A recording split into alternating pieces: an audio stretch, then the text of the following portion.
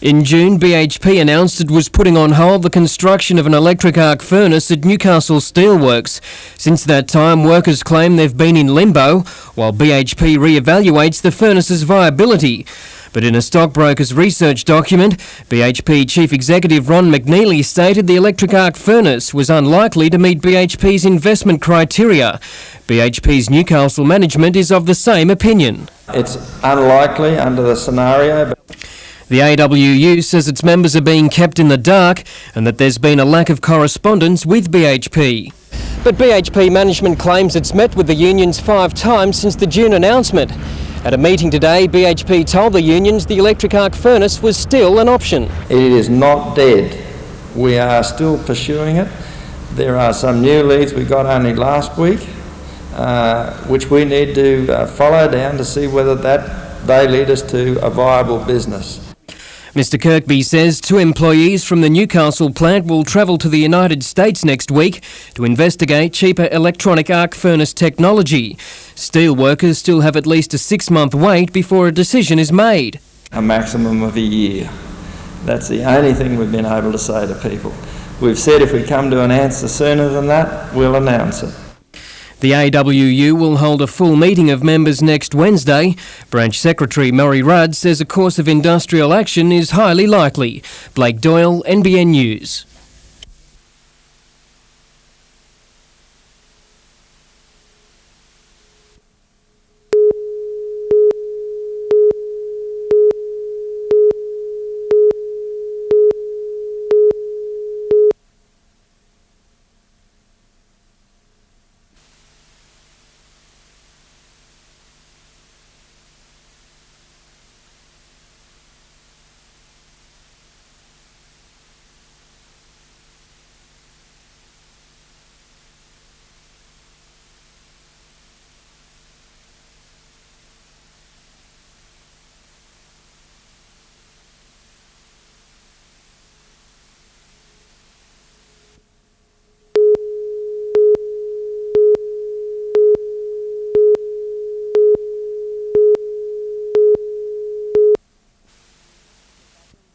The fashions were once again out in force today, as was the royalty of racing. Gay Waterhouse keen to get over her disappointment in the Cameron yesterday. Her big hope rested on Caulfield Cup stayer Fewer Chosen. I think Fewer Chosen has an excellent chance. His second the other day behind Catapult was good. He'll appreciate the distance and the services of Shane Dye. Leading the Jockey Premiership, Shane Dye had early cause for celebration in the Spring Stakes, and there was more to come.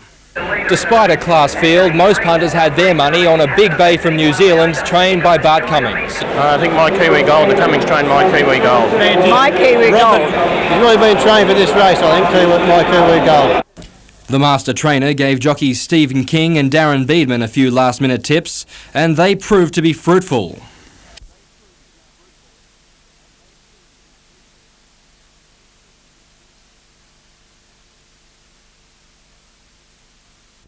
A triumphant King returning to the circle on a popular winner, and just the start the Kiwi stayer needed for the Spring Carnival. He is nominated in the Caulfield and the Melbourne Cup, and the decision will probably run in both. Everything goes along okay.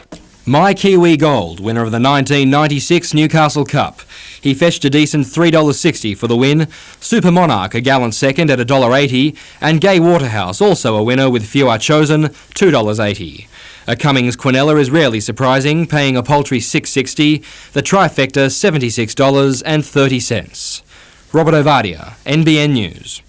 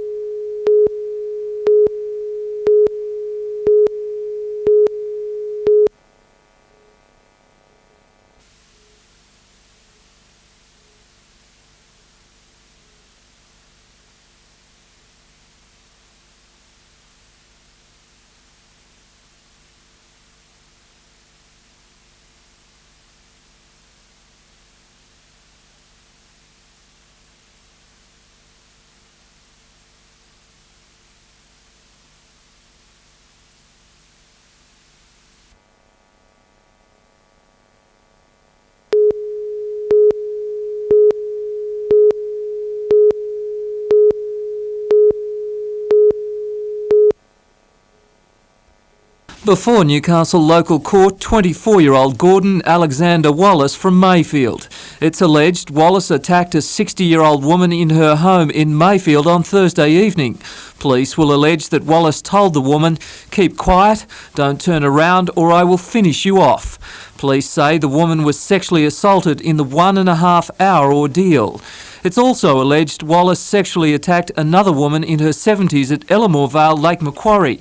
That attack happened in January 1992. The court heard that Wallace has been on medication in Long Bay Jail since his arrest. Magistrate Michael Morahan agreed he should also have counselling. Wallace did not apply for bail. The matter was adjourned until the 22nd of October. Peter Ryan, NBN News.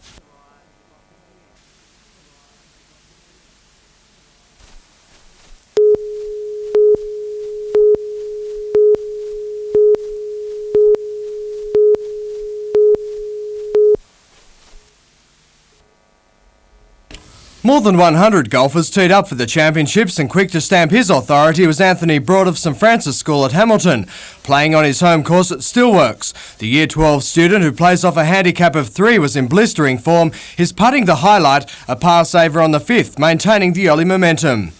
Behind, a host of other low handicappers did their best. Leading throughout in the girls division, Naomi Chapman, she shot 93. While 4 birdies and 1 bogey and a brilliant 3-under par round of 68 saw Broad finish well ahead in the boys. Meantime, today's Toronto 000 Sports Day attracted more than 150 people and raised more than $3,000 for charity. A few tried their hand at croquet. Most, though, took to the bowling greens, some clad in their own version of bowling whites. Ambulance, police and fire brigade representatives joined with the community in the Sports Day, a number of bowlers trying the greens for the first time. Proceeds will be donated to Glendon Special School for disabled children.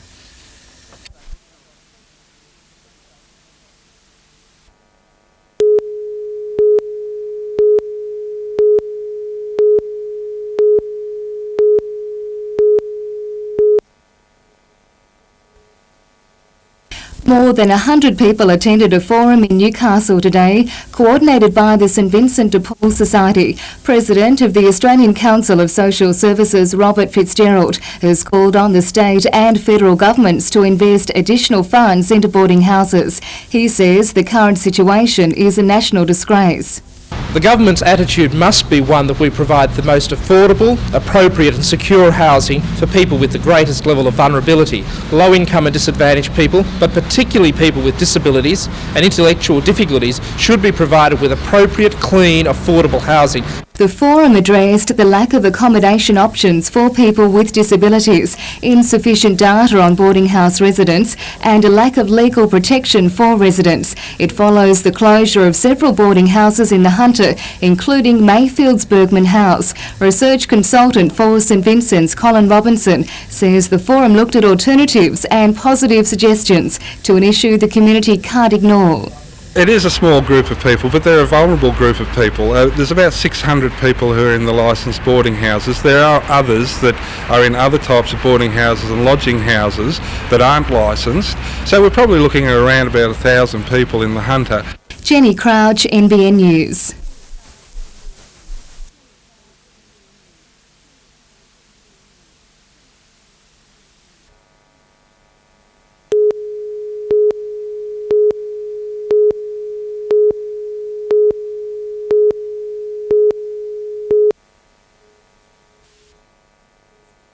Singleton came from the almost impossible position to make the grand final, entering the semis from 4th. Few expected the Greyhounds to be up to Scone in the decider, but when they were the first to cross, critics had to re-evaluate their position. A tough first half presented few scoring opportunities, but the Thoroughbreds bounced back with a try of their own to go to the break down 8 points to 6. Scone started the second half with a bang. Captain coach Darryl Rando was proving another headache for defenders. When he kept his arms free, the Thoroughbreds raced to the lead. In front, the flag favourites were never going to be headed. A try out wide extended their advantage, while another bust up the middle almost put it out of reach. Scott Pennell's field goal secured the grand final. And despite a late try to the Greyhounds, the day belonged to Scone.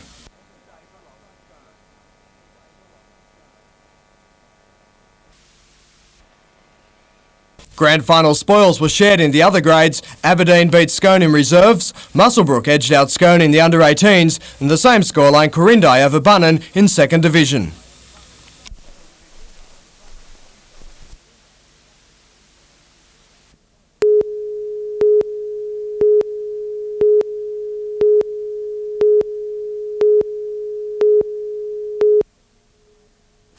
The blaze broke out just after 7 last night after the 73-year-old man collapsed onto a single bar heater. He suffered third-degree burns to 30% of his upper body. A neighbour was jogging outside when he heard a smoke alarm and noticed a fire in the lounge room of the man's house. The 45-year-old neighbour smashed a front window to gain access and rescue the man whose body was on fire.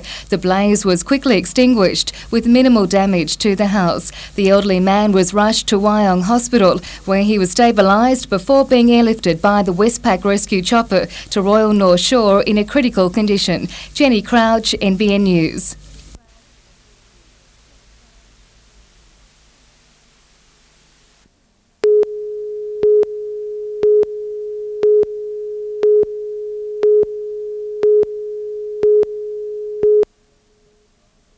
"31-year-old Christopher John McCormick from Karua had suffered severe head injuries and he'd been assaulted before his death. Police today revealed McCormick attended a bike show at West Gosford on Saturday night, organised by the Rebels Club, and he'd been thrown out of the show. Inspector Tom Collings says a woman has come forward with some details.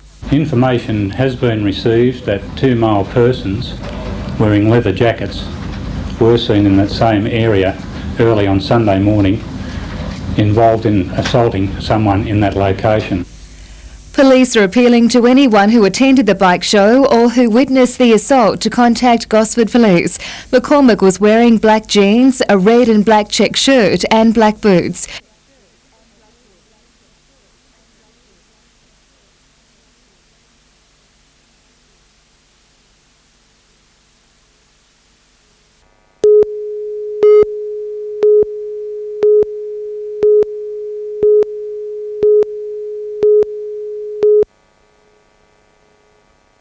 Hunter District Cycling Club members David Cosentini and Luke Marnie look as though they've purchased half a supermarket in preparation for their journey. The pair were busy packing provisions for their cycling jaunt. Unfortunately, there was no room for bikes.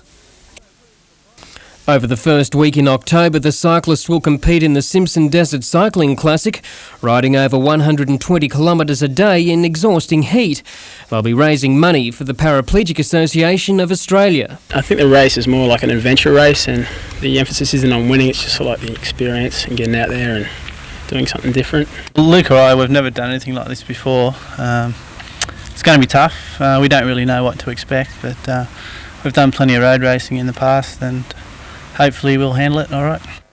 There was time for a last-minute check of equipment before taking on the toughest tracks in Australia. The sand's going to be a problem, I don't know. You've got to push your bike over the top of the sand dunes, and the heat's going to be something to have to deal with when you get out there. Just hydrate the whole time. The Cycle Classic begins at Dalhousie Springs on October the 1st, winding up 5 days later at the Birdsville pub.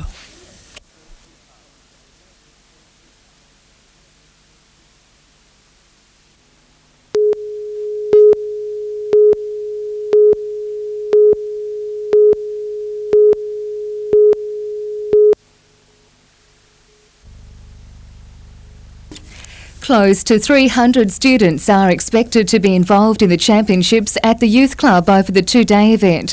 Athletes from Newcastle to Sydney's West are competing, including old rivals Belmont High and Plumpton High.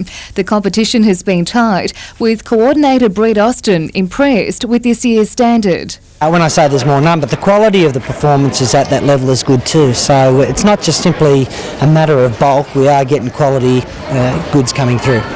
Today's outstanding performers were David Crank, Amanda Wells from Belmont High, Bridget DiCillo and Michelle Prestage. Trampolining is set to gain a higher profile in the lead-up to the 2000 Games, with the sport to be contested at the Olympics for the first time at the Sydney Games.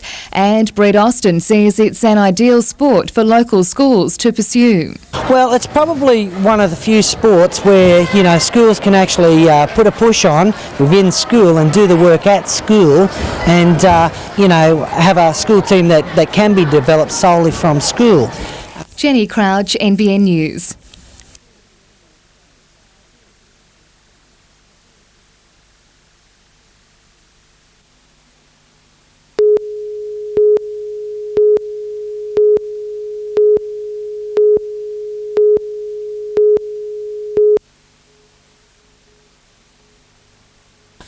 Popular Australian playwright David Williamson arrived in Newcastle late this afternoon, eager to watch his latest script come to life when the curtain goes up at the Civic Theatre.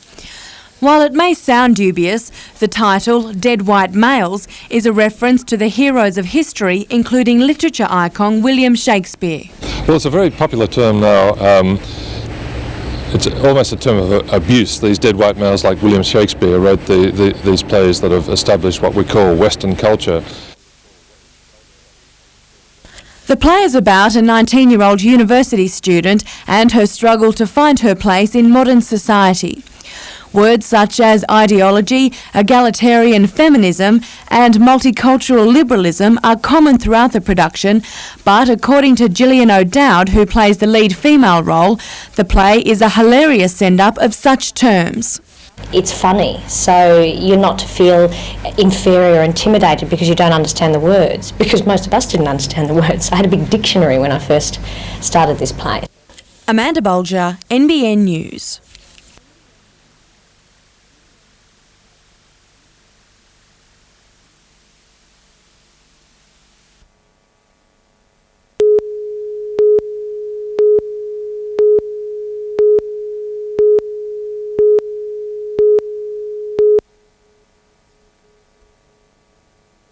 Robin Green and two of her sons returned to the Islington house for the first time since her 26-year-old son was shot dead there by police last Friday. 26-year-old Paul Green of Musselbrook died after being shot in the chest during an undercover drug operation. Family members with another occupant, Paul Fay, went through the house examining bullet holes. Fay was just metres away at the time of the shooting. They shot him. Simple. For what reason? Only they know. The Green family is demanding answers from police as to why ambulance officers were not allowed access to Mr. Green for 10 minutes after the shooting. He had such strength, he wouldn't have given in, and if they had allowed the ambulance in, he would have been able to say what did happen to him. Police say medical assistance was kept from the scene because they were unsure if others in the house were armed. Solicitor for the Green family, Rob Herald, believes there's an endless number of questions to be answered by police. Well, it's a matter for a coronial inquiry. It's obvious from seeing Mrs. Green there's a lot of questions that need to be answered. Just how the whole incident came about. A coronial inquiry into the death is expected to begin in November. Blake Doyle, NBN News.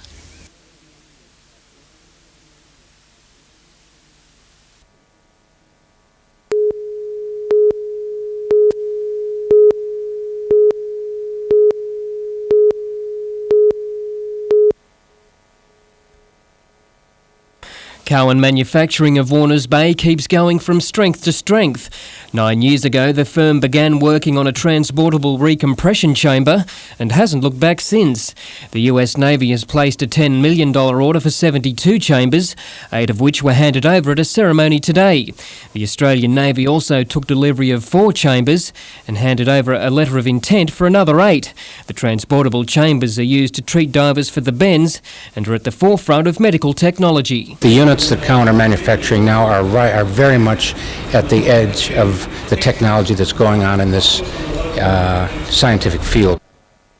And the Australian Institute of Sport is another beneficiary of Cowan's expertise with a 4-person medical chamber. Crush injuries that come about from car accidents and serious accidents, the hyperbaric oxygen can reach the site of where the trauma has occurred and accelerate the healing process.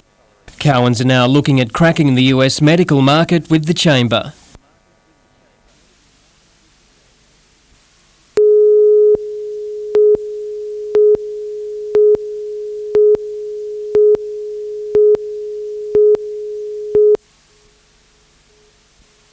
Shelley Andrews was the central figure at a school assembly. 13 years ago, she was just a face among hundreds of students and spent her playtime smacking a hockey ball around the schoolyard. We used to play hockey down the back oval there.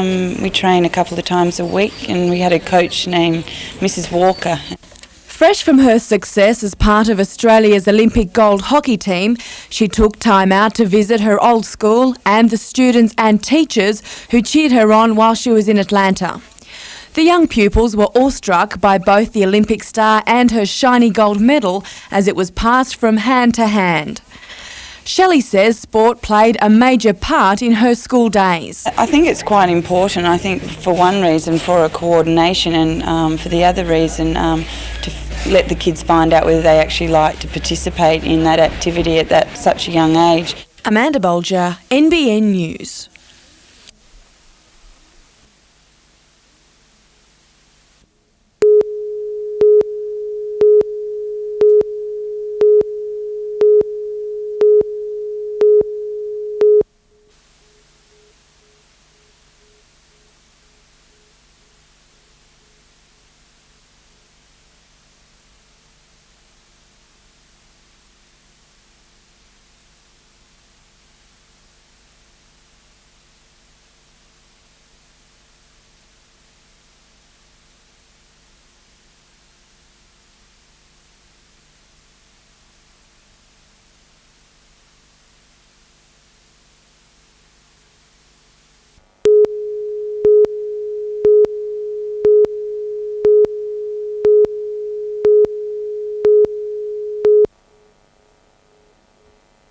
There was little risk of a bushfire today, but the Wakefield Bushfire Brigade at Lake Macquarie is preparing for a tough season.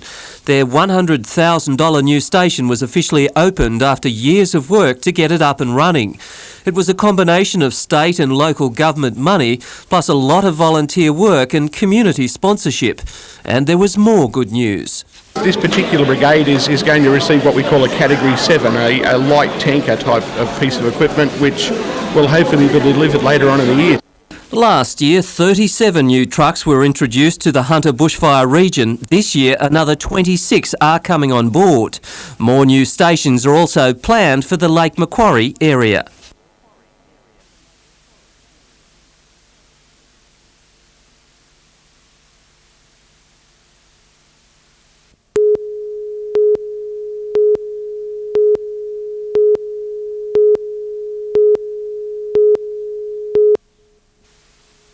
The pursuit ended in a dead-end street, both the police car and the other vehicle the worse for wear. It had begun with an amazing coincidence. Nigel Palmer had noticed the van in Charlestown. The vehicle had allegedly been stolen from Nigel's sister on the Central Coast 2 days ago. Nigel and his girlfriend followed the van in their car, calling on a mobile phone for help. Karen, who's my girlfriend, she was actually contacting the police and notifying them the whereabouts of the car. The police took over and a chase followed for about 5 minutes through Cardiff. The driver of the allegedly stolen vehicle leaving a trail of destruction, hitting fences and gates, allegedly ramming the police car twice. The vehicle was eventually cornered in a dead-end street behind a factory. We jumped out of the car to pursue on foot, and just as we were doing so, we saw the car just in the process of rolling over on its side. 3 people were arrested, shaken but unharmed.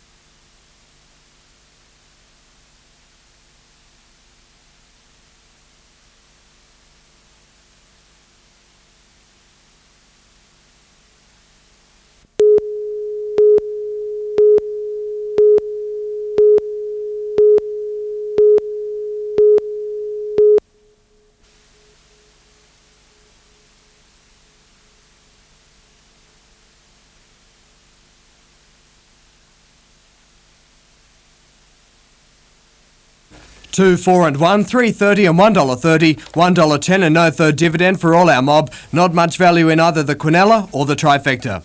Another favourite disappoints in the Star Fox Stakes. Anthem's also started odds on.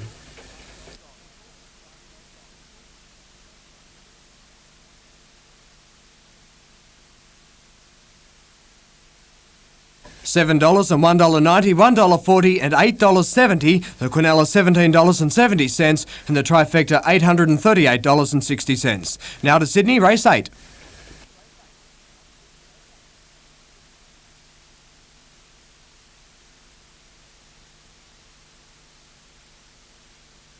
$12, 4 and 1, the Quinella $10.50 and the Trifecta $137.40.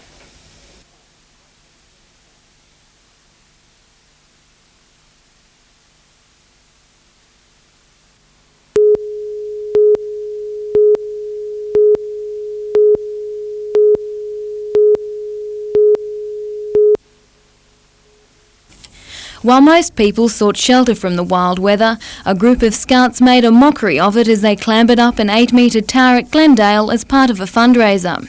But as the day wore on, the winds became gale force, demolishing the scaffolding. Fortunately, the scouts had evacuated earlier.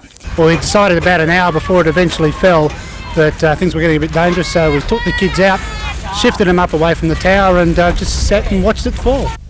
Gusts of up to 125 kilometres an hour were experienced throughout the city and suburbs. In Cardiff, the wind stripped the roof from a vacant fruit and vegetable shop in Main Road, bringing down power lines as well. More than 2,000 businesses and households in the area were without power for 30 minutes. Part of the roof landed in the front yard of a house across the road, causing minor damage. The emergency services and council workers were kept busy clearing trees uprooted by the high winds. In Merewether Heights, an 18-metre spotted gum was blown onto Sunhill Drive. The 27-year-old tree blocked the road for more than an hour while the debris was cleared. And this afternoon in Rankin Park, a gust of wind blew a tree into the side of a house in Dean Parade. No one was injured. Simone Cobb, NBN News.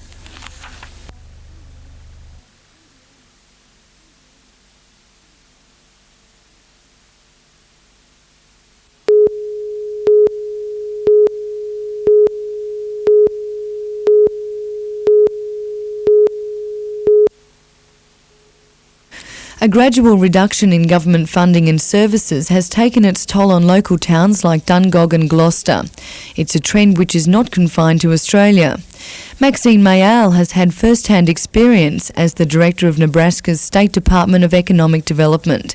It's been her job to develop solutions to the growing problem. Well, one of the things that we have concentrated on in Nebraska in the last 6 years is building the capacity within communities to do their own economic development. Ms Mayall believes that rural communities can compete on a global scale no matter how small they are. She says it's just a matter of encouraging young people to stay in country areas while trying to entice others back. What we have done is tried to target those young people who have left but now have young children, are concerned about their educational opportunities, want to move their children out of the high crime areas of the metropolitan areas, and so we're trying to attract them back. Ms Mayall will speak with development groups in Lismore tomorrow before she begins her tour of Queensland. Vanessa Spark, NBN News.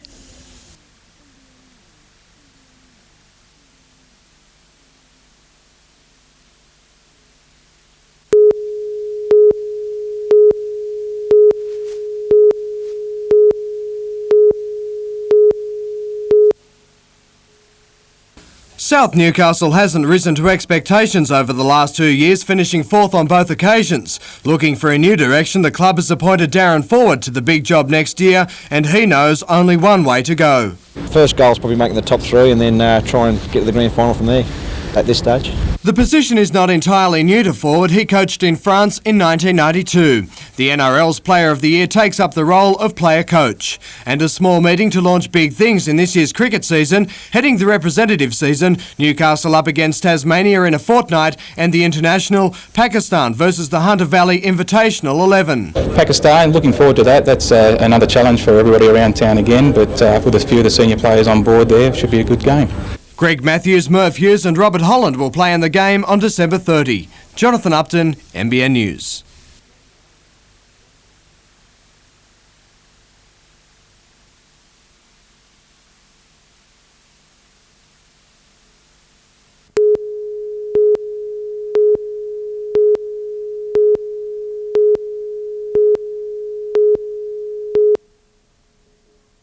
Looking out across the harbour, the new Fair Trading Centre in Newcastle was officially opened today, offering consumers a comprehensive range of services. The second such centre to open in the state, it brings together 5 major areas of the marketplace. Minister for Fair Trading Faye Lopo calling it a one-stop shop. Where before they had the Building Services Corporation, the Office of Real Estate, the Registry of Cooperatives and the Department of Consumer Affairs, they can now come here and have a one-stop shop. It is a cradle-to-the-grave service.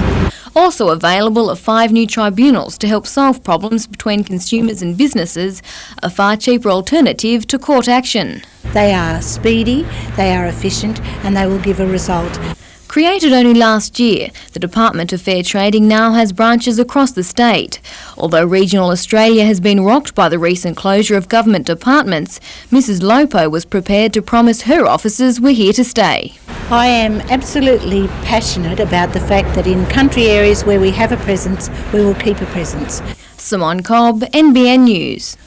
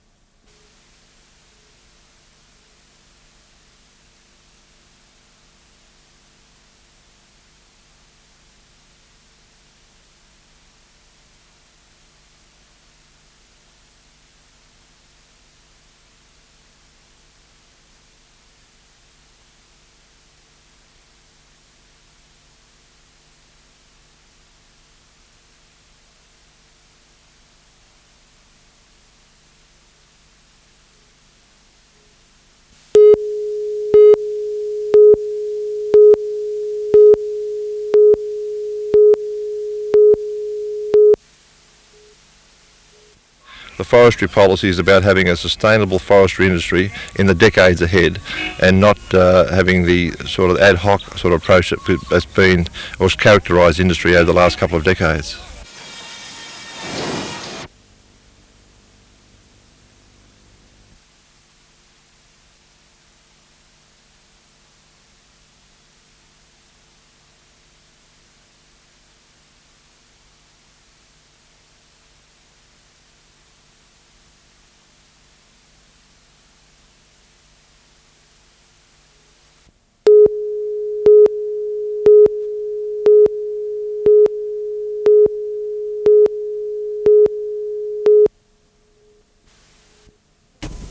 Former great Jack Newton was more than just another face at the classic named after him.